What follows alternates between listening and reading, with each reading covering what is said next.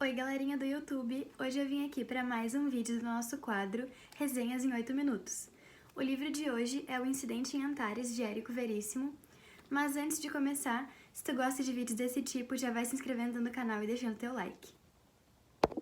Então, como de costume, eu vou montar um mapa mental junto com vocês, mas no caso de hoje eu montei dois, porque o livro tinha bastante conteúdo, então vamos começar. Então, o livro é dividido em duas partes, Antares e o Incidente. A primeira situa o leitor no contexto histórico, político e social do município fictício de Antares, no Rio Grande do Sul, onde mais tarde ocorrerá o incidente. Esse local foi chamado inicialmente de Povinho da Caveira e depois, quando evoluiu para município, teve seu nome dado de Antares em homenagem a uma estrela maior que o Sol. Ali viviam duas famílias que passaram por diversos conflitos durante as gerações: os Vacariano e os Campo Largo. Essas duas famílias detêm o poder no município, que foi passado hereditariamente.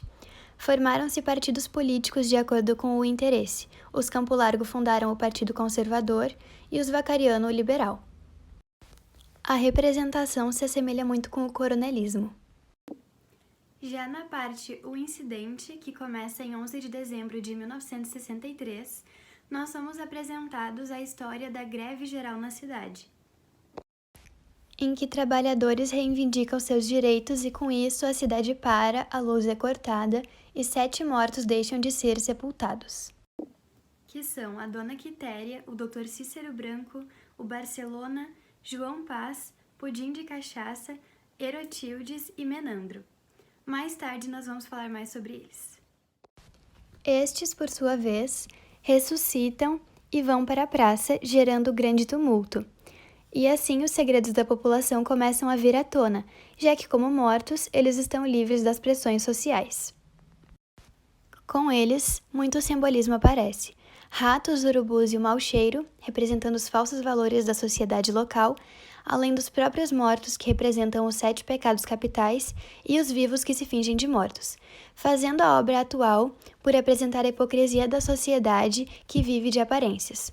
Também por isso a obra se assemelha com a crítica à corrupção presente em Hamlet, abre aspas, há algo de podre no reino da Dinamarca, indicando que há algo de podre em qualquer governo, tendo sido escrito durante a ditadura militar no Brasil.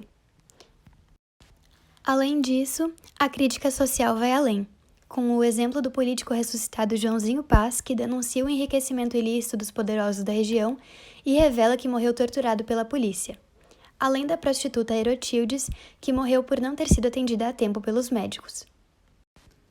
Indo mais a fundo nos personagens, percebe-se a forte representatividade que eles têm. Começando com Tibério Vacariano, que era como o dono da cidade, e era uma forte representação do patriarcado.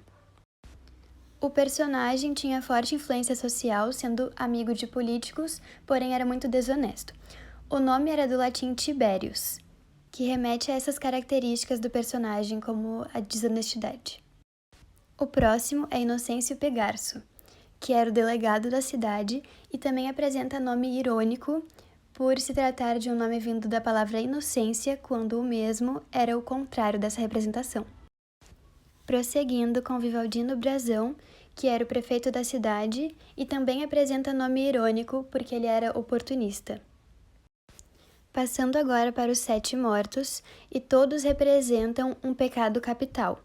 O primeiro é Pudinzinho, que representa a gula. Também conhecido como Pudim de Cachaça, foi assassinado pela mulher e era um bêbado. Quitéria Campo Largo era a matriarca da família Campo Largo e representa a soberba. Ela vivia de aparências como uma boa cristã, mas na verdade só tinha a aparência de humilde e não gostava de ser cercada de pessoas pobres.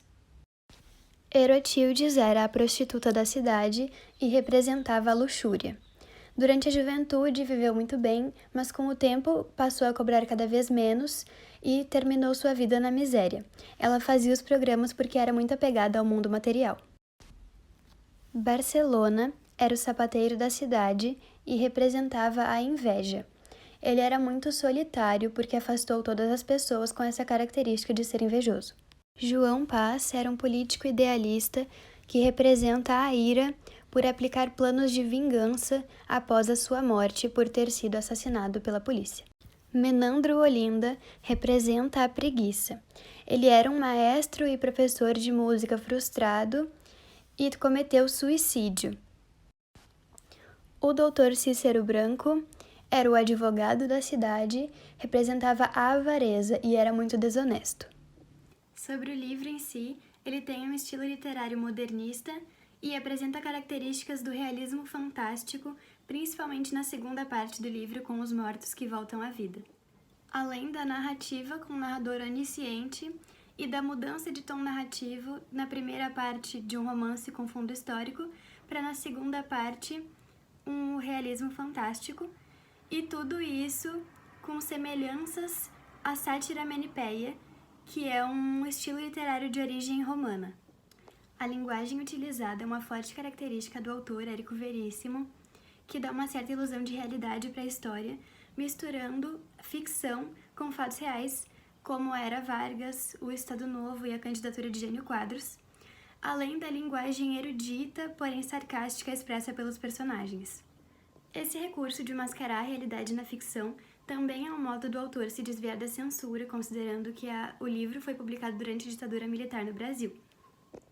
E ele deixa também sua crítica a isso presente na história, com o jornalista Lucas Faia, que trabalha no único jornal da cidade chamado A Verdade, o que é irônico porque as publicações passam pela aprovação de políticos, mas ele pretendia publicar um artigo contando todos os acontecimentos do incidente na cidade, mas ele acabou sendo proibido de fazer isso. Inclusive, o conselho da cidade decide fazer a chamada Operação Borracha, que pretendia fazer com que todo o ocorrido fosse simplesmente esquecido e a cidade seguisse como se tudo tivesse sido apenas um delírio coletivo. De qualquer forma, a notícia acaba se espalhando até mesmo para a imprensa internacional, só que nem todos acreditam e o tempo passa e tudo acaba sendo esquecido. Esse personagem, Lucas Faia, também traz uma característica do escritor, que ele costuma trazer personagens jornalistas que se assemelham com situações que o próprio passou na sua carreira como jornalista. O autor, Érico Veríssimo, nasceu em 1905 na cidade de Cruz Alta, no Rio Grande do Sul, e foi um escritor da segunda fase modernista. Foi um dos principais escritores do século XX, e a obra O Incidente em Antares é muito característica do estilo desse autor, que ele costuma trazer muito essa ligação dele com o estado em que ele nasceu e com a cidade de Porto Alegre, que foi quando ele começou a viver da vida de escritor mesmo. Então, galera, por hoje é só. Se vocês gostaram, já deixem o like e não esqueçam de se inscrever no canal. Até a próxima!